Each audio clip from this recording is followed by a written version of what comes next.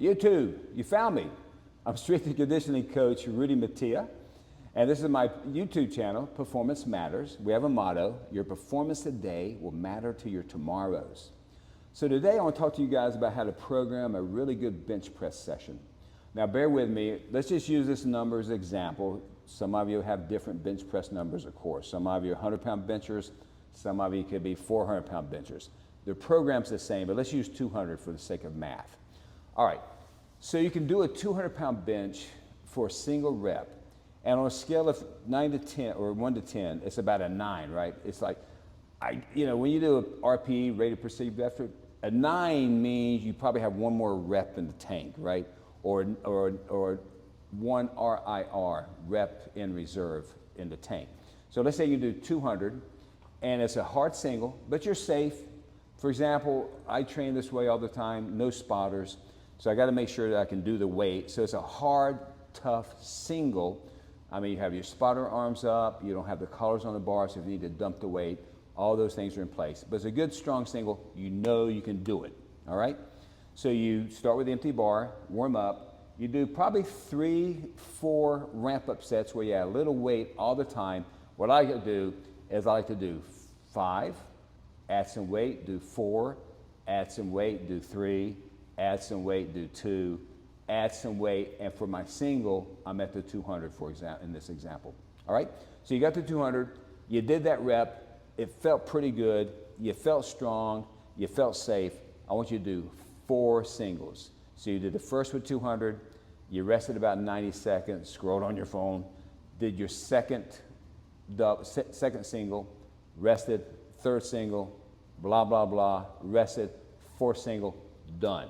Now you're done with the heavy stuff. So you ended up doing all those ramp-up sets. When you got to your top set, even your last set before your working sets was pretty difficult, right? You probably did 2 on that. And so you did your 4 singles, and now you're going to drop your sets. So what you do, you're at 200, I want you to take 10% off the bar. So 200 pounds, that means you're at 180. So you take 20 pounds off, and I want you to do at least 2 reps. You went 4 singles at 200. At 180, I want you to do at least 2 reps, maybe a third. And then you're going to take 10% more weight off. So 180, that's 18 pounds coming off the bar. You're at 162. I want you to do at least 3 and maybe 4 reps. And then you're going to take 10% off the bar. 162, you're going to take 16 pounds off the bar. That's going to leave you at 146. You're going to do 4 reps, maybe 5 reps. Take 10 more pounds off the bar. You're at 142. You take 14 pounds off the bar. Let's say you're at 130 for easy math. I want you to do as many reps as you can do. An AMRAP set, as many as you can do, at least 6, all the way up to 10. All right? And that's going to be your workout. So let's rehash. You did your warm-ups, your ramp-up sets. You got to 200. You did 4 singles. You took off 10%, you did 2. You took off another 10%, you did 3. You took off another 10%, you did 4. You took off another 10%, you did 5. You took off another 10%, and you did as many reps as you can possibly do. That's a pretty damn good program. That's what I do all the time with a lot of my clients.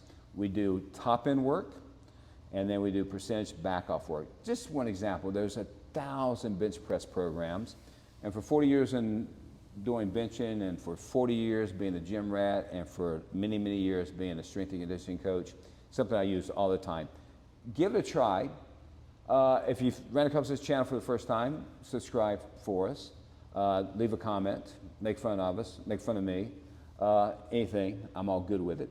So thanks for watching. Leave a comment, ask a question, and I will see you next time. And remember, your performance today will matter to your tomorrows, so get after it.